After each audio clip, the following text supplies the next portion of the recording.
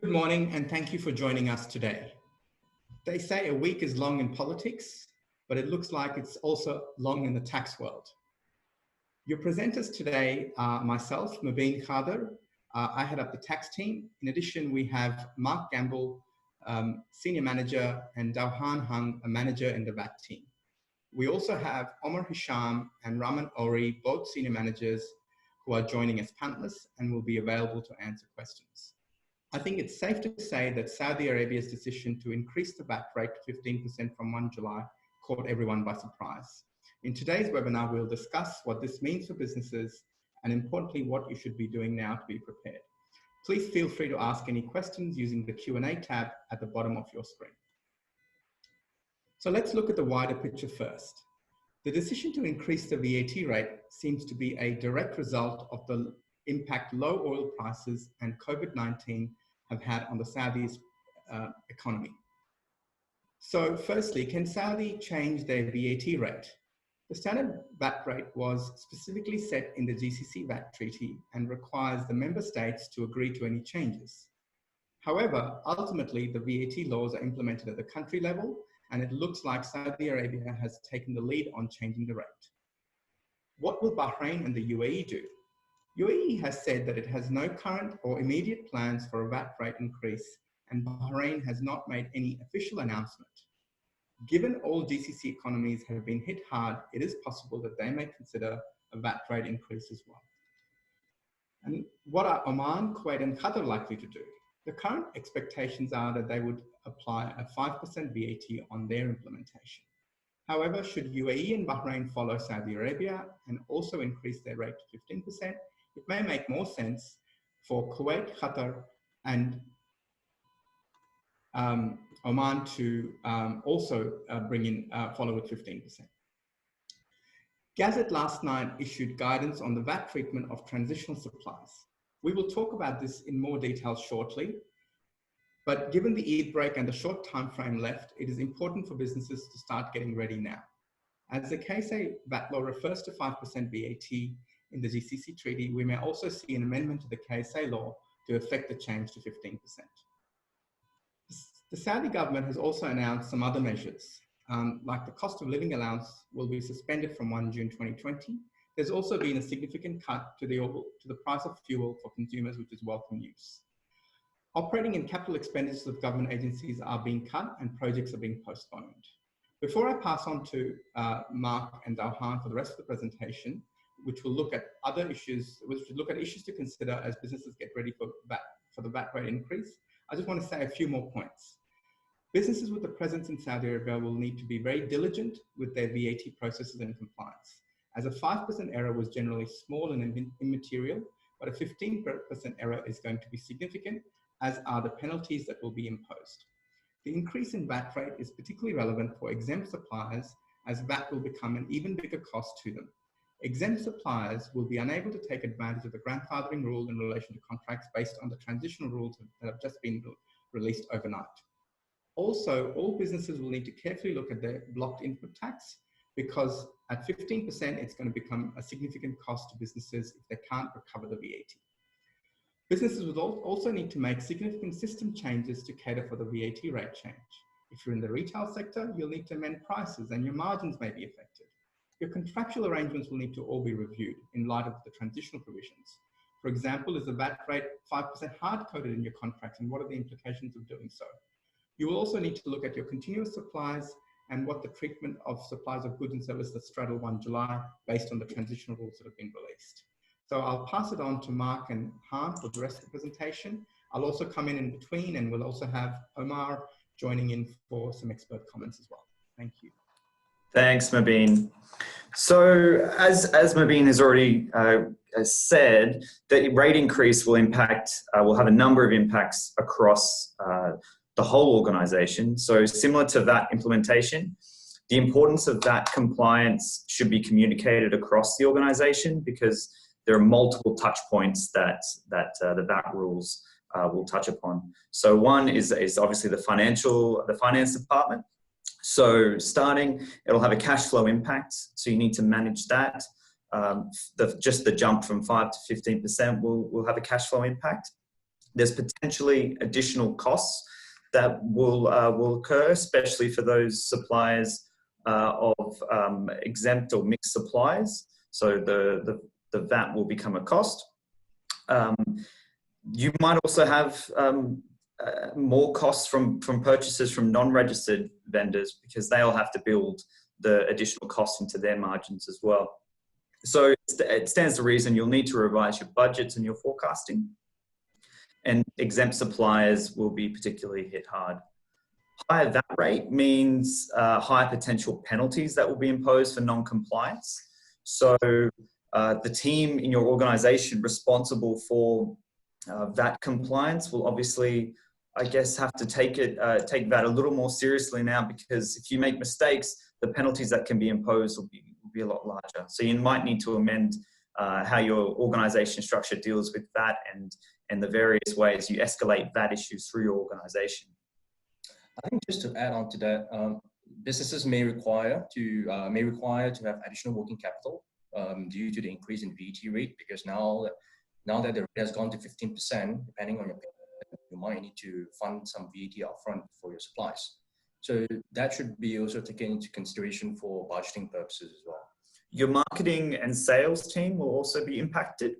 So particularly with your customer contracts, these should be reviewed and determined whether amendments need to be made, particularly around the VAT clause.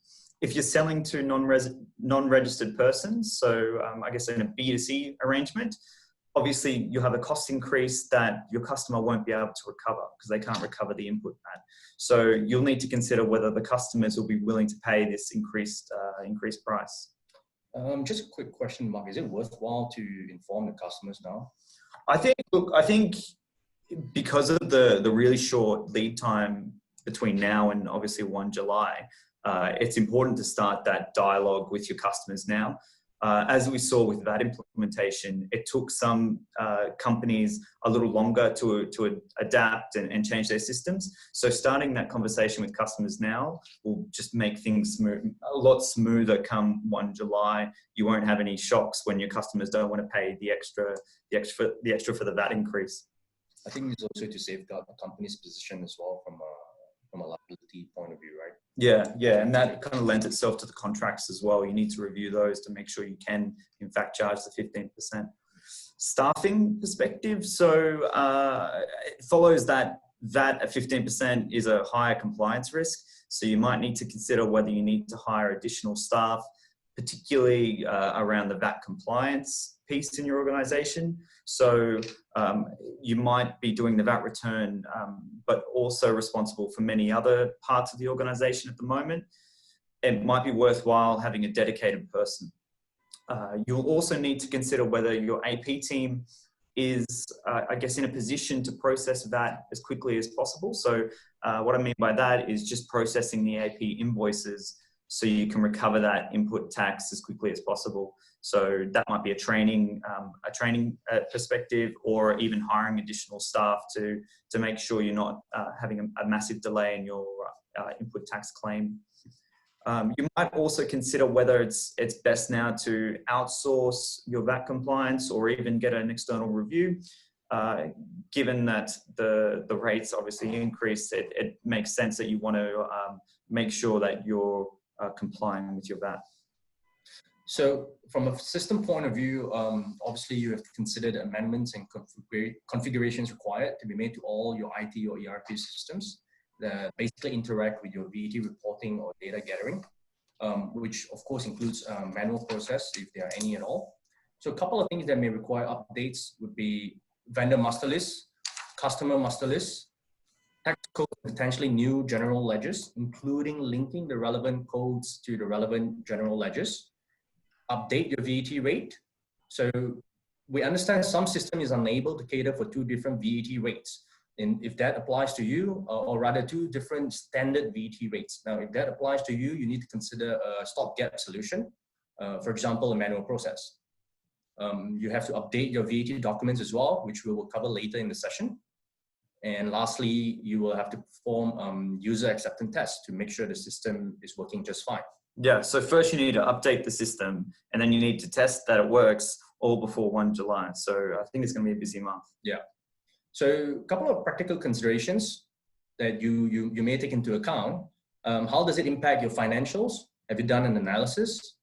Is my system able to cater for the change requirements? And if not, what are the stopgap solutions?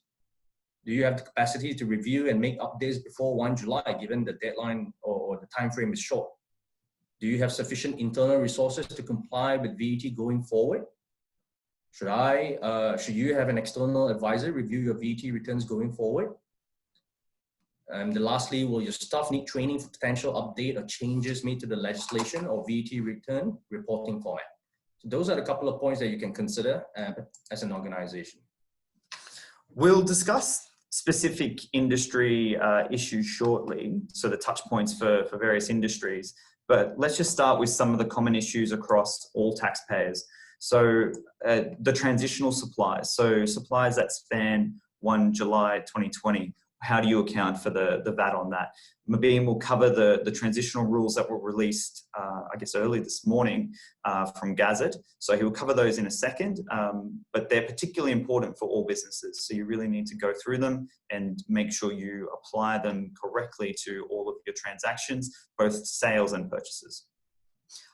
Dow mentioned the system updates. So this will be applicable across all taxpayers. So if you're using tax codes through your accounting system or ERP, you'll need to look at whether you can have a dual tax code for, a dual rate for a single tax code. So both 5 and 15%. You'll need to look at your displayed prices. Do you need to update these? Updates to your point of sale system, if that's common, if that's something you use in your organization. And then again, once you update your systems, you need to test them. Just to add on to the point of sale point, for those businesses with handheld sales or on-the-go sales, you also need to consider updating that and how does it interact with your main ERP system because of the data migration issue as well.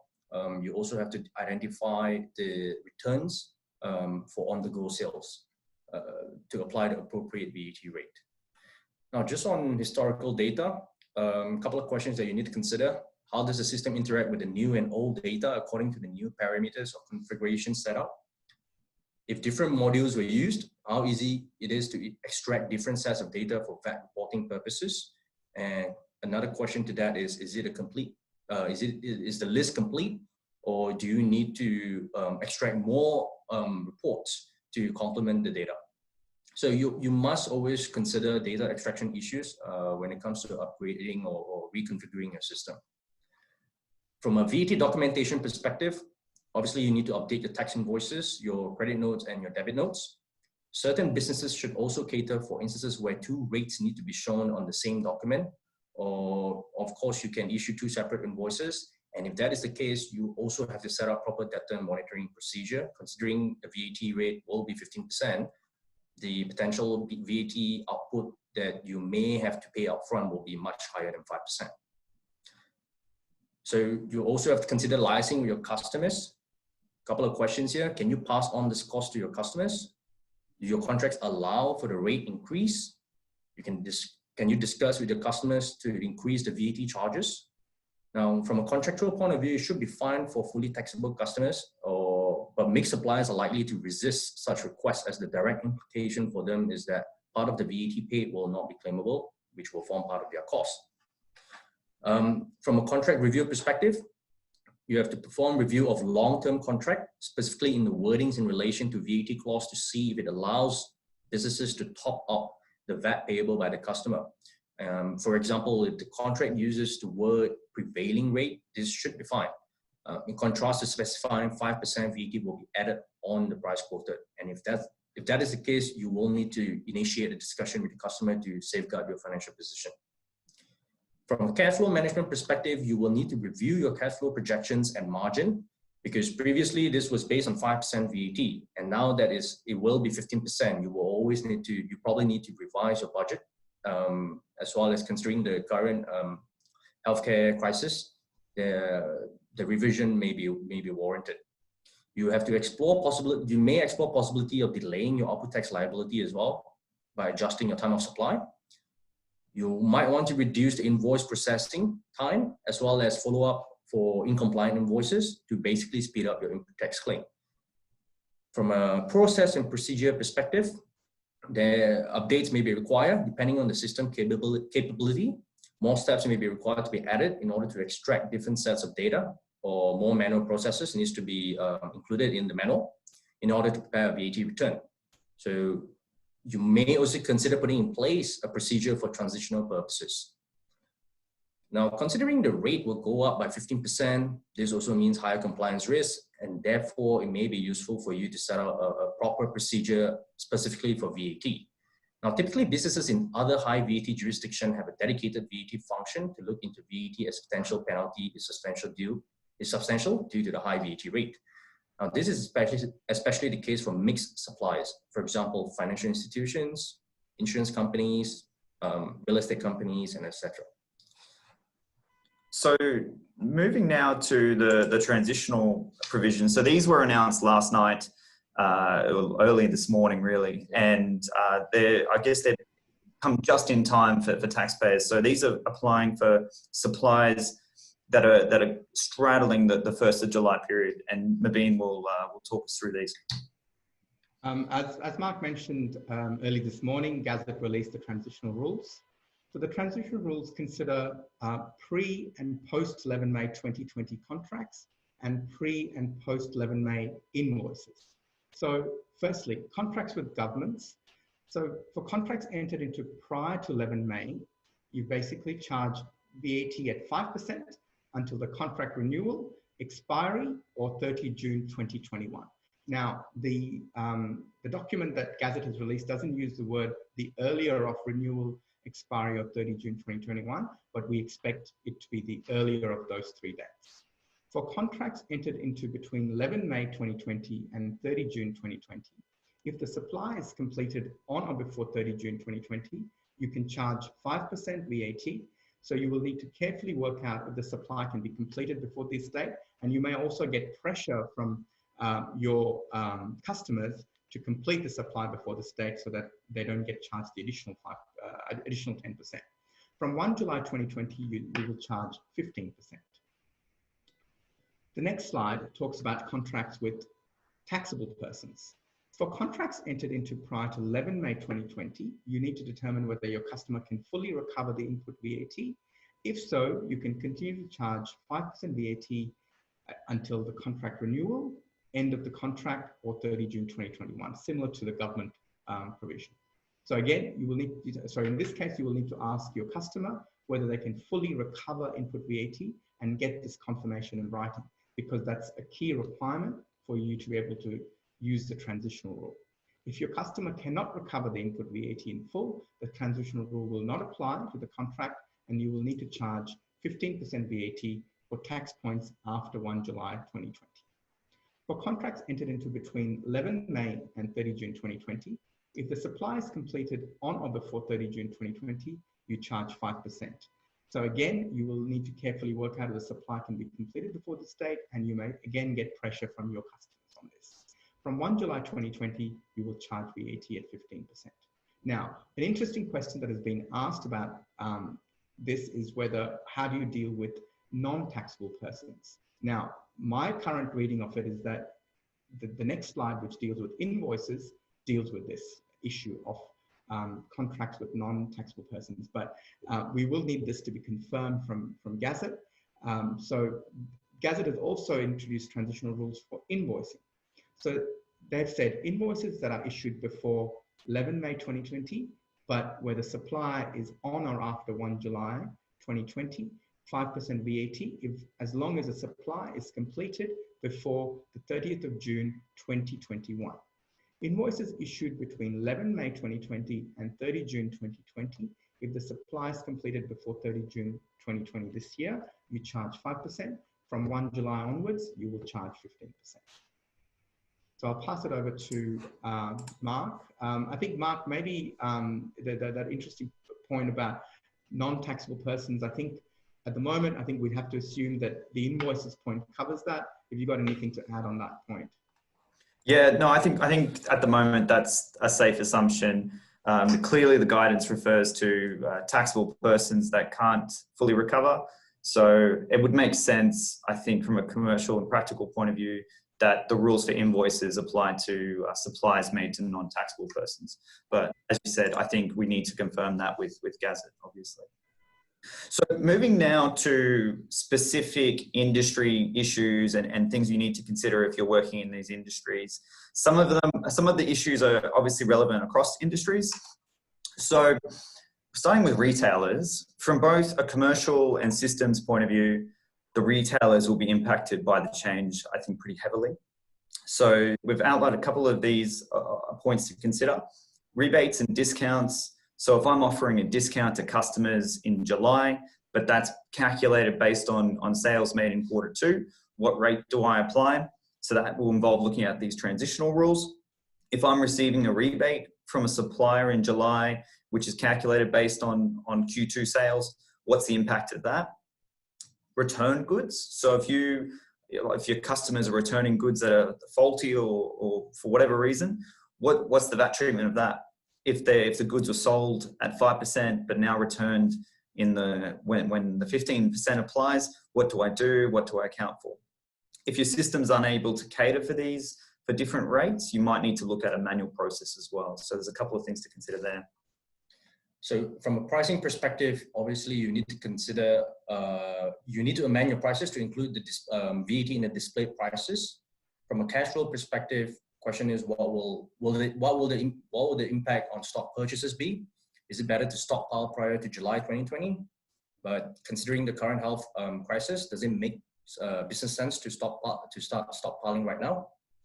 Free gifts, you need to assess the impact on bean supplies. Obviously, when the VAT rate increased to 5%, 15%, the cost will definitely be higher. From a voucher point of view, you should consider the impact of any vouchers you have issued or will redeem.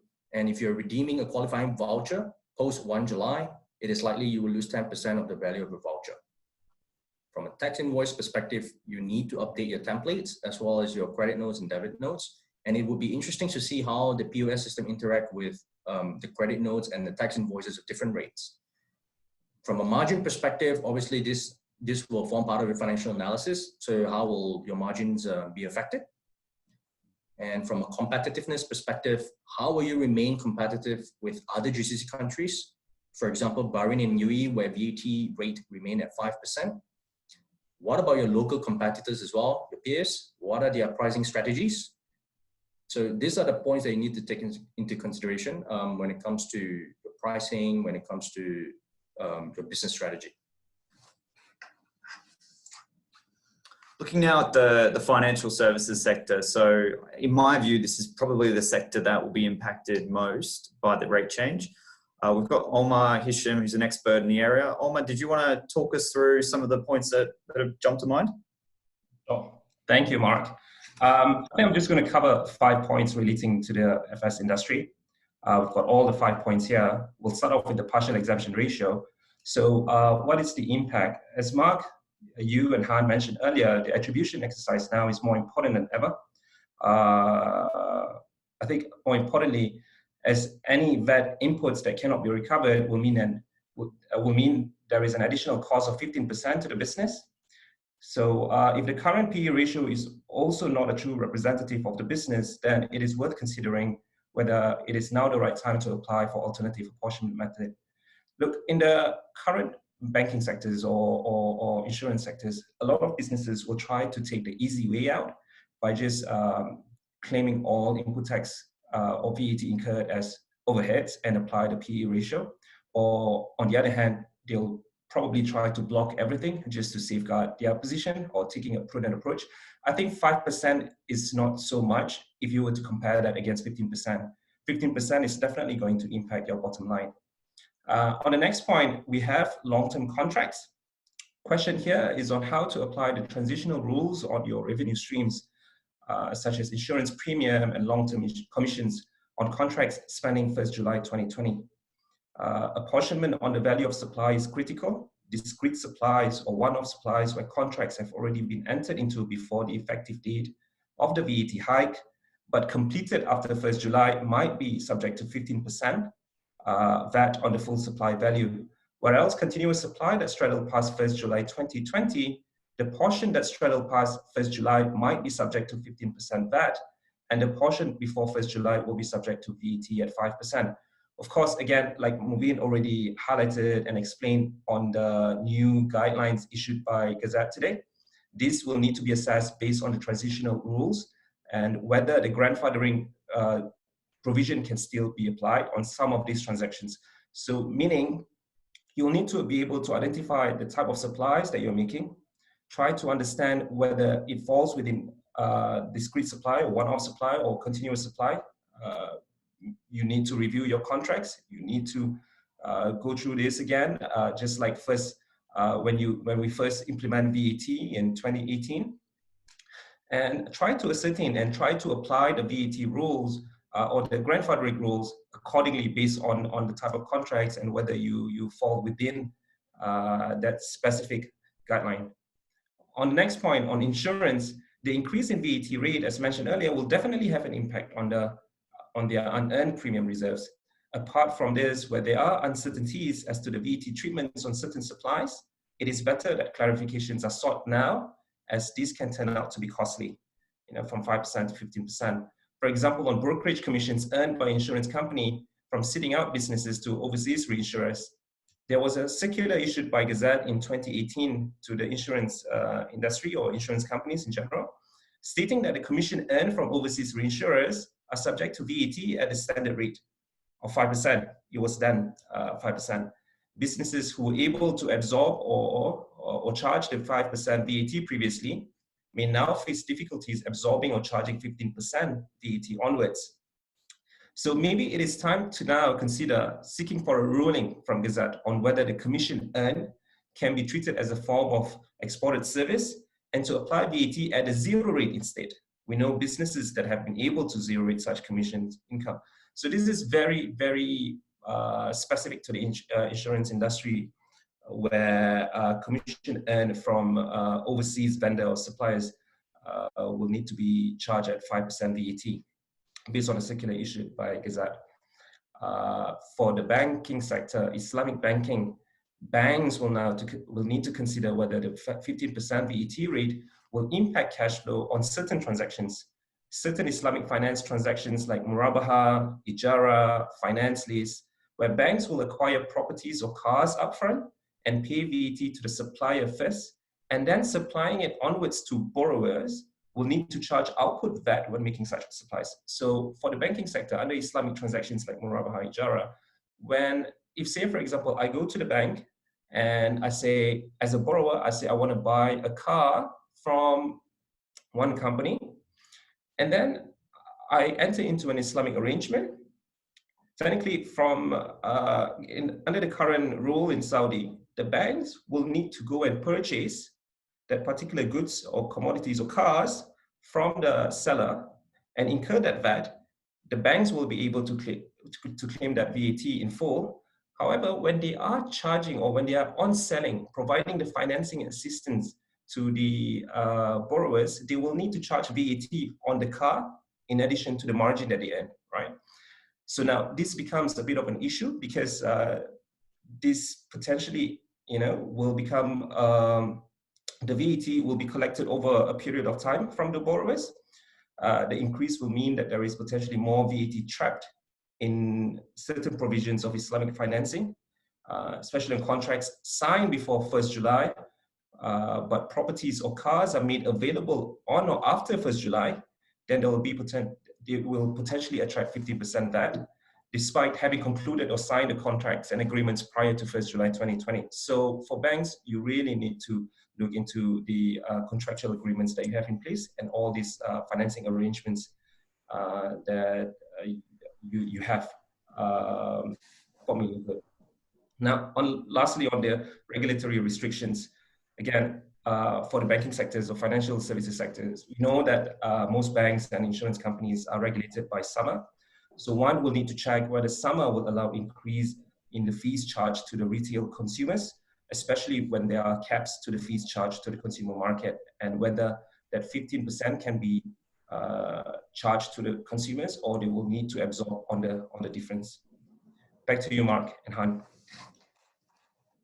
Thanks, Omar. Mark, just before you move on, I just thought I'd ask a couple of questions.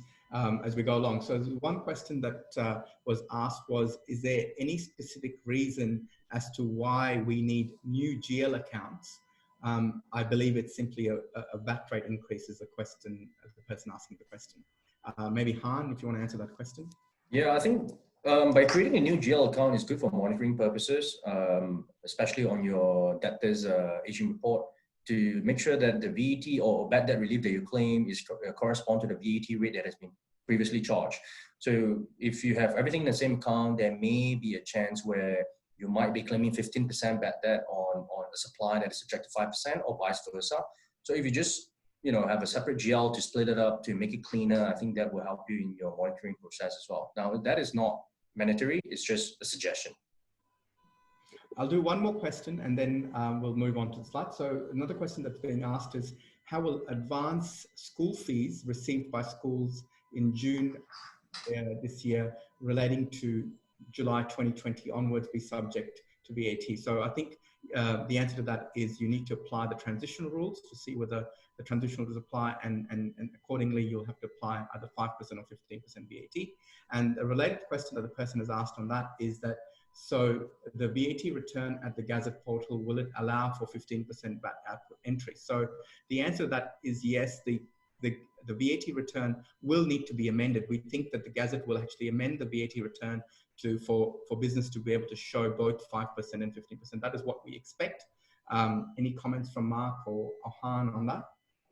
I think, yeah, it's safe to expect that. I guess alternatively, they might restructure the form so you can enter the VAT amount in rather than the net amount, given that the VAT amount might be different. So there's a couple of ways they could go with that. Okay, thank you, Mark. So along with financial services, the real estate sector is also hit hard by the change in rate, again due to the presence of exempt supplies for leasing of residential properties. The first question is, can you pass on the cost to your customers? So for a real estate company, VAT at 15% will impact cost because the lease of residential real estate is VAT exempt supply. There may be incorporation of hidden costs in the list price, for which the property lessors will then pass it on to the customers. The build-to-rent developers will be hit hard with the cost increase, of course, unless it's a build-to-rent of commercial properties. Input tax apportionment calculation. So how do you calculate your apportionment ratio for 2020? Do you need to segregate into two portions, Jan to June and July to December? Will your recovery rate be impacted? Relevant, and obviously this is only relevant for those who are leasing residential properties. On advance payment, what VAT rate applies if payment is received before 1 July 2020, but services or goods will only be delivered after 1 July? Similar to the school fee question earlier. So you need to look at the transitional rule and how does it apply to you, and then which point you need to start charging 15%. On retention payment, this will be largely impact the long-term contracts or big construction projects. So will your services have a 5 and 15% component? And again, if that is the case, how should you split it? At which point should you split your charges? Landlords, so you'll need to look at your contracts to see if you can increase your commercial rents. So that's a contract point. If I'm leasing out an exempt residential real estate, then can I increase my rent because I'm going to start incurring a lot of costs on the purchases that I make to make my exempt supplies. So can I increase my rent to try and recoup some of these costs? Property prices, so 15% is going to significantly increase prices for residential property. So that's something to consider, and it might have, I guess, wider ramifications.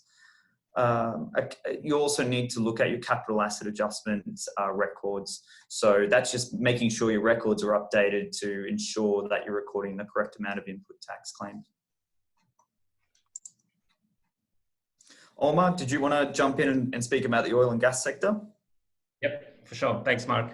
Right, so on the oil and gas sector, we've got a few issues that I think worth highlighting as well to the audience. The first one being price increase. While we kind of knew earlier, we were expecting that the fuel price in Saudi to be lower in the future, and it went low. But apparently they make it up by by increasing the VAT rate on consumers' fuel market.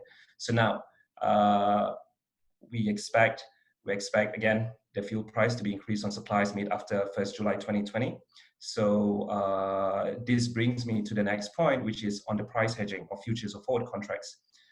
What's the impact on transactions where the prices are agreed now, but delivery of goods made in the future? So likely these goods being made available to you in the future will be subject to 15% VAT if actual delivery occurs post 1st July 2020. But again, this you'll need to assess from the grandfathering provision of the grandfathering rule under the newly issued transitional guide. On to the next point, it is common in the oil and gas industry where they have cash calls between the principal operator or the person operator who pays for the capital contributions to the participating parties under a joint venture on the joint operating agreement. So now, what if the payment of these cash calls was made earlier before 1st July 2020 to spend on transactions that will occur post 1st July 2020. So now the value of that cash call amount or contribution will be lower. So if it's if it's meant to cover VAT amount, so from 5%, now it will be shrunk to 15%. Also on the next one will be on swaps of goods happening on 2 different dates. So again, a very common practice in the industry where a swapping of goods or swapping of oil and gas products occurring between 2 parties under barter trade transactions. So the point to consider here is whether the swap of goods when these transactions happen on 2 different dates. So I get your oil and gas products now before 1st July, and you can get my goods after 1st July. So what will be the VAT treatment and what's the potential VAT implication? So that's something that you will need to look into and assess on a case-by-case basis. Lastly, on capital expenditure, oil and gas sector tend to incur a very material and substantial capital expense. Now, it is worthwhile to assess whether there are avenues to make an advance purchase on certain certain acquisitions, and maybe delay some to manage your cash flow as well. So probably you want to bring forward any big ticket items that you want to purchase, and try to manage your cash flow in that regard. But again, technically, eventually you will end up in a 15% VAT regime. Even if you're being charged with 15% VAT regime, I just want to reiterate that the things that I mentioned earlier under Financial Services Guide in relation to your partial exemption ratio, if you're able to claim your input tax credit in full, whether it's 55% or 15%, that's not going to be an issue. It's going to impact you cash flow temporarily, but again, net, there is no impact. But then if you are a mixed supplier and you have exempt supplies, this will be your biggest concern because that 15% will be a cost to you. So I just want to reiterate the fact that it is really about time for you to assess whether partial exemption ratio is correct and whether you want to seek for an alternative method of calculating your partial exemption ratio to reflect your industry better, to reflect your business better. That's all for now. Back to you, Mark and Han. Thanks, Omar.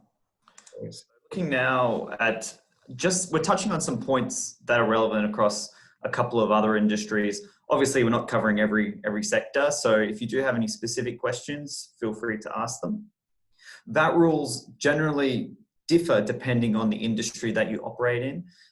There are some obviously overarching rules, but they do touch on different industries differently.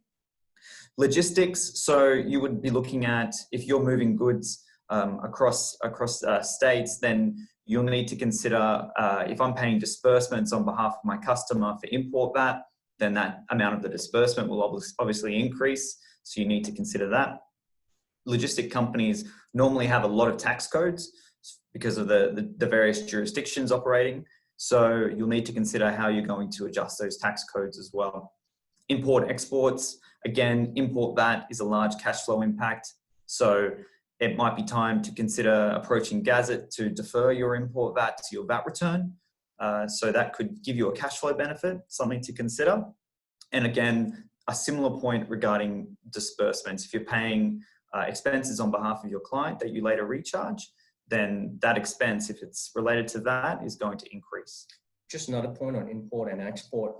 Your bank guarantees that you have already submitted, chances are it's based on 5% VAT. So assuming the goods will only enter Saudi Arabia after July, the customs will want to collect 15% VAT from you. So you might need to revise your bank guarantees as well. On consulting services, you have to determine the discrete and continuous supplies and consider the new transitional rules for time of supply purposes as well as invoicing to ensure you charge the correct VAT as well.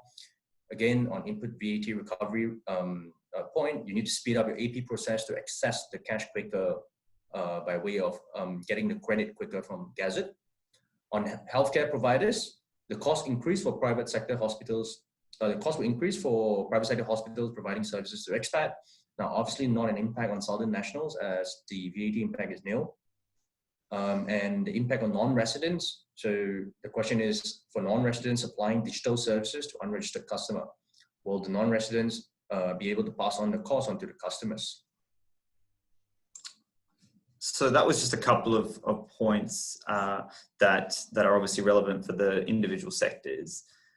We've got a slide now covering the GAZT amnesty. And the reason why this is here is that you obviously now need to get ready for 1 July and update your systems to make sure you're complying with the 15% VAT. So it makes sense now to conduct an internal review of your VAT function and a historical review of how you've complied historically to make sure that come 1 July, you're ready to comply with this larger VAT cost. So this GAZT amnesty is kind of coming at the perfect time. What it means is if you've identified an error or a mistake in a historical VAT return, if you correct it and pay the liability before 30 June, then you will not be imposed with any penalties. So there's a very large incentive to go back and review your historical history and make sure you update it and pay the VAT liability before 30 June. The amnesty, if you haven't heard about it, it's broader than VAT, so it covers both income tax and withholding tax and excise as well.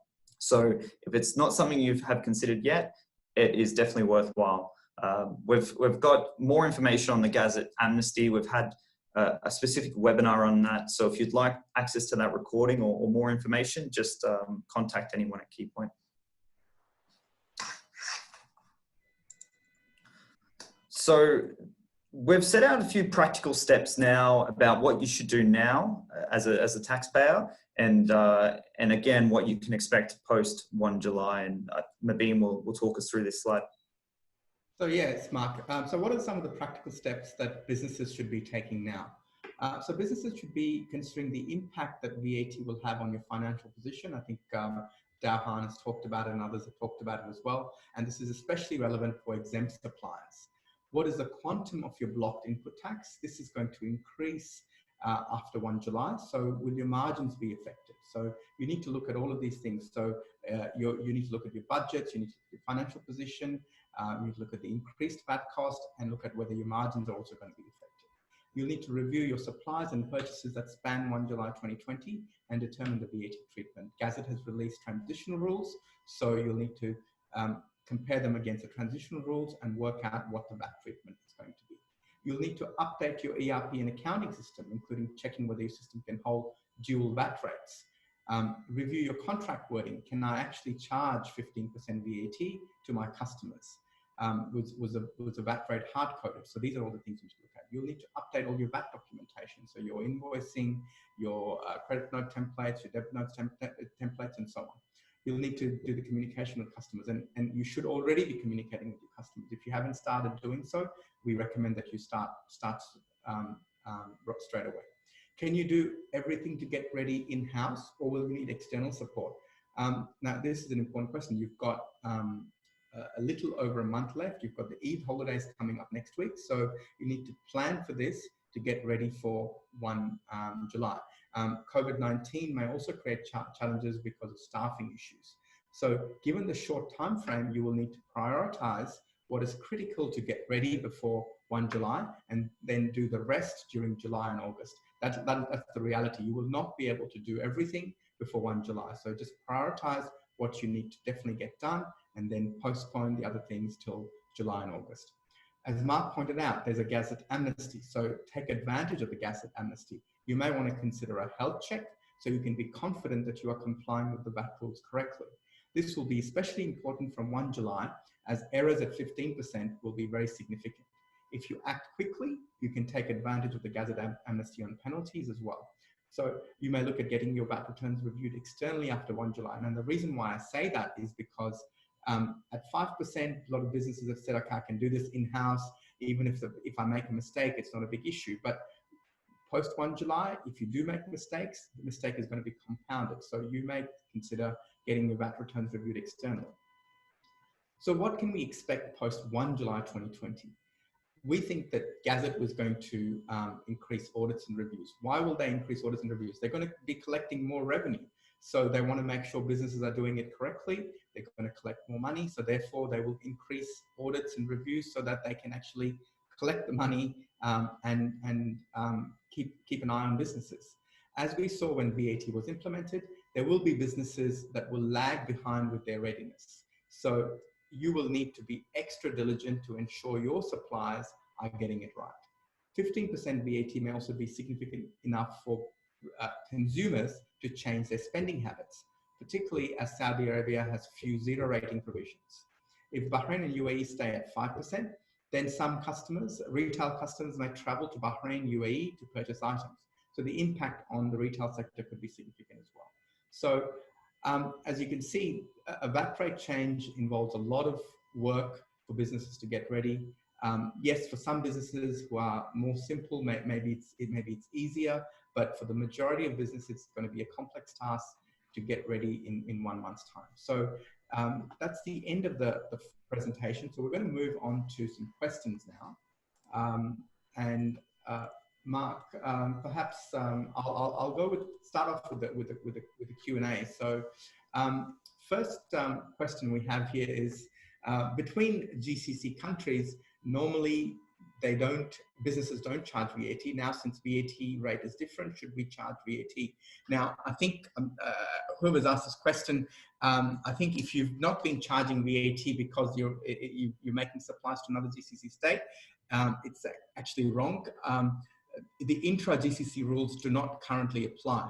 So you need to look at other GCC states as though they were outside another country. So you should have been applying VAT in accordance with however you would apply it if the customer was in another country. So that's how you would apply it. So yeah, I'll just add to that. So just to reiterate it, it's the standard rate for VAT that's been changed to 15%. The other rules regarding how VAT is to be applied still remain. It's just that standard rate is now moved from 5% to 15%. So your question is more around, should you be charging VAT at I guess, at 15% at the standard rate or at 0%, for example? Yeah, the next question, would the GCC framework undergo any amendment considering this change, and what would be the impact on other GCC countries? Look, I've already covered this in the slide. It's likely that the GCC framework will need an amendment because the VAT rate is specified as 5% and member states need to agree. And I think the impact on other GCC countries is I think each country will need to make a decision as to whether they're going to increase their rate or not. And the countries that haven't implemented will need to see whether when they do implement VAT, whether they're going to start off with a 15% rate. For goods services delivered to customers prior to 30 June, but customer not invoiced for these by then, would the 5% rate apply, considering the services delivered prior to 30th June, even invoices dated after the 30th of June? I think the answer to that is yes, as long as you've delivered everything, the supply has taken place prior to 30th of June, even though the invoicing may take place after that date, you can still apply the 5% rate. Next question. For contracts signed before 11 May and expected to be completed by June 2021, and due to unforeseen reasons, the contract is extended to July, August 2021, 2021, whether differential tax will be paid on entire amount or from 1st July 20, or only on those amounts billed after June 2021. That's an interesting question. Basically, whether you'd have to apportion after June 2021 if it gets extended. I think the provisions are not clear at the moment. Mark, would you like to add anything to that?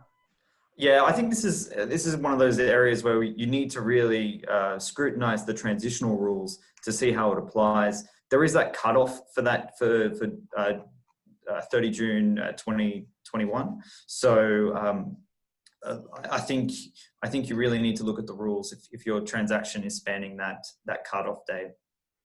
And maybe if I may add, I think there is something that you need to consider as well. I think you first also need to identify the nature of the supply you're making, whether it is continuous or whether it's discrete supply, right? Because that's when you know whether you're going to charge VAT by apportioning the supply that you're making, or charge VAT in full if the 15% VAT applies, all right?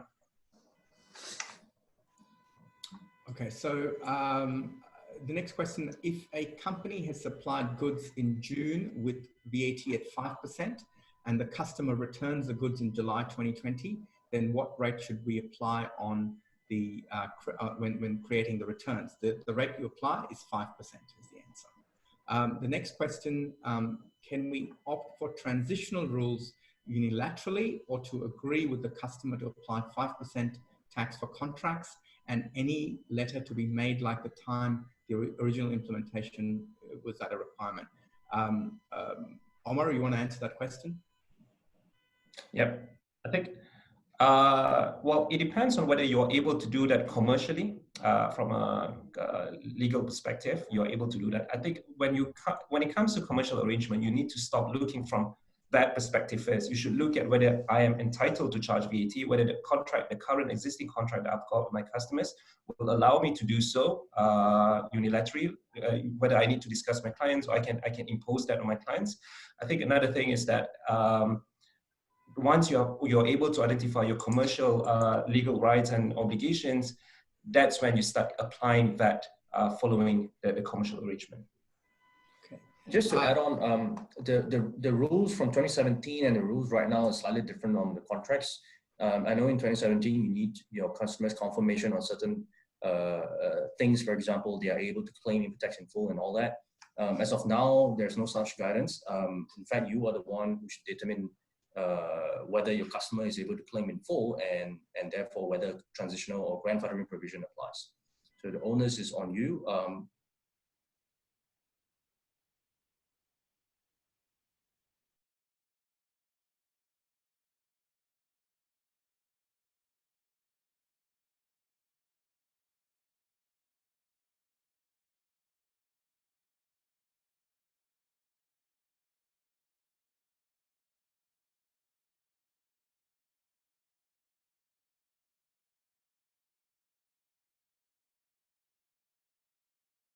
Mark, Omar, you want to add anything to that? Again, I think this is one of those ones you need to look at because you're dealing with both pre-VAT as well as straddling the transitional period and ongoing. So again, this is it's a good question to illustrate the importance of looking into your contracts and current supplies, because it's not as simple as just charging VAT at 15% from 1 July. When you've got contracts that span various periods, you really need to do a proper contract review. So I highly recommend you look at the transitional rules and get advice on this question. Another question is, can you confirm what is meant by continuous supply?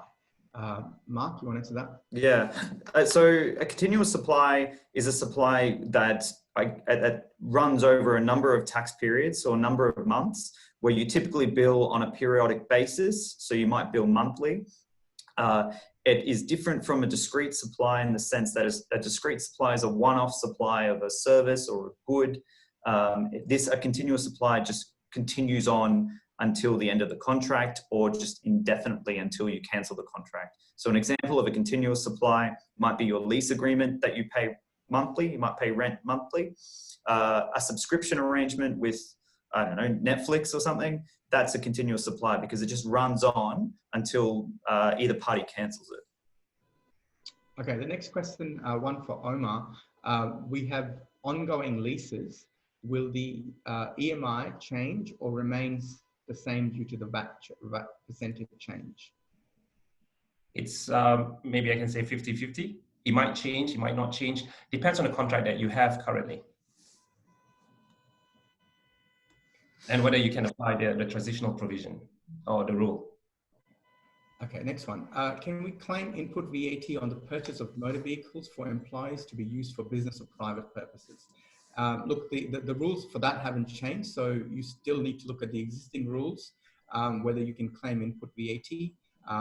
Generally, if it's used for business purposes, you can.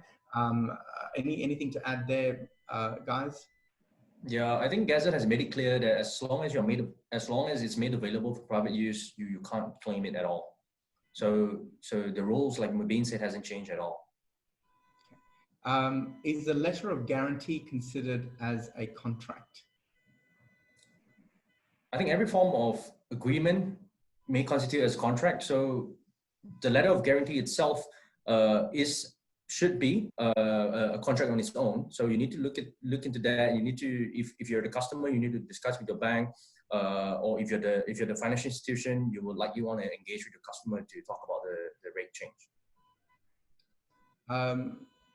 Omar, this is one for you again. What would the VAT treatment on interchange fees earned by the banks? Okay, this is actually very interesting. Right, so interchange fees, I assume this is the one where the acquiring bank or the issuing bank is charging to the acquiring bank, but vice versa, right? So see, the problem with this kind of transaction is that under the current practice is where the transaction or the invoice, the statement that you get is on a net basis after all the deductions between the transactions of interchange fees between two banks, right? Now, when it's on a net basis, then most of the banks will tend to just, gross it up and then times it by 5%. Because you are transitioning from 5% to 15% regime, you have interchange fees that will be subject to 5% and transactions that will be subject to 15%. So the statement that you probably get around July will have a combination of both interchange fees. I'm assuming that these all transactions occur in Saudi, so local domestic transactions. So when you have these two types of interchange fees in one statement, and these are all netted off, then you cannot just work it backwards by dividing it by 5% straight away or dividing it by 50% right away, right? Because you have a combination of two types of supply. So because of that, you need to be able to identify each individual transaction under the interchange fees. I know this is going to be hard, and it's going to be a voluminous exercise, but so far this is something that you need to apply. If the grandfathering provision of the current contract or based on the current grandfathering provision of the transitional guidance, you cannot apply this, then yes, this is the technique that you need to do. This is the method or direction that you need to go to. However, if you can apply the grandfathering provision, then it's not an issue. That means you can just get the net, gross it up by dividing 5% VAT. That's all. You can see how much this man likes financial services. So I'll move on to the next question. Can kindly advise more about the contract impact on the new VAT at 15% when invoicing to Aramco or other clients? Look, the answer to that is that it's similar to, you'll have to apply the transitional rules, whether it's Aramco or anyone else. You've got to determine whether they're a government entity, whether they're a taxable person, and apply the transitional rules accordingly. Look, we've only got another minute or so left, so we've only got a couple of questions time left. So I'll look at one more question. Taking into consideration the restrictions applied on cross-border trading and blocking of all ports of entry into KSA, what would be the impact of the VAT rate increase in KSA on B2C and B2B transactions? Look, I think the question, it's an interesting one. Look, essentially for B2C, look, there's going to be a price increase, obviously. Okay, so businesses are going to have to consider their margins on the price increase. For B2B, assuming businesses can recover the VAT, then it shouldn't have a major impact on pricing between B2B. Obviously, with exempt businesses, there will be pushback from those businesses. Anything else you guys want to add in relation to that question, guys? Yeah, I think you've kind of identified the key points. So obviously cash flow impact will be the main thing, and B2C. If you're supplying B2C into Saudi, then obviously your customer can't reclaim the VAT. So that's more of a commercial point as well, whether they want to pay the extra 10%. So.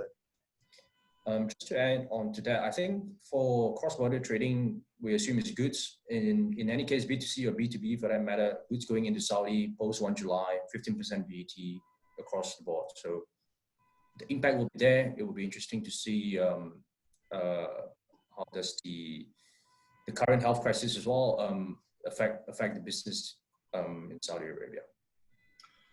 Okay, I think, look, we've got a lot of questions today. Unfortunately, it was only a 1 hour webinar, so we didn't get a chance to answer all of them. So what we'll try and do is we'll try and put the Q&As, answer the individuals directly. If your question hasn't been answered, feel free to email us, and we'll try and answer your questions via email. So thank you all for joining us. And Eid Mubarak in advance as well to everyone, and inshallah, good luck with getting ready for 1 July 2020. Thank you. Thank you.